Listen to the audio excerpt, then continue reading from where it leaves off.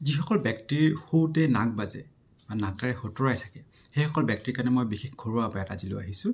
এই উপায়টো যদি আপুনি কৰে তেতিয়াহ'লে আপোনাৰ নাকৰ শব্দ নাকেৰে শুওঁতে ৰাতি শুওঁতে নাকৰ শব্দ বা আপোনাৰ হতনি নোহোৱা হ'ব, আপুনি নুহুতুৰাব। আপুনি কি কৰিব, ঘি আপোনাৰ কুমহীয়া গৰম কৰিব, কুমহীয়া গৰম কৰি নাকৰ দুইটা ৰন্ধ্ৰেৰে নাকৰ দুইটা ফুটাৰে আপুনি এটোপাল এটোপাল আপোনাৰ ঘি দিব।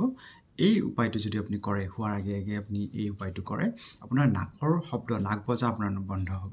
আপুনি ৰাতি ঘি অকণমান কুমহীয়া গৰম কৰি লৈ এটোপাল এটোপাল দুইটা নাকৰ ফুটাৰে আপুনি দিব শোৱাৰ আগে আগে, তেতিয়া আপোনাৰ নাক বজা শব্দ অৰ্থাৎ নাকৰ শব্দ বন্ধ হ'ব, আপোনাৰ নাকৰ হতনি নোহোৱা হ'ব। ধন্যবাদ।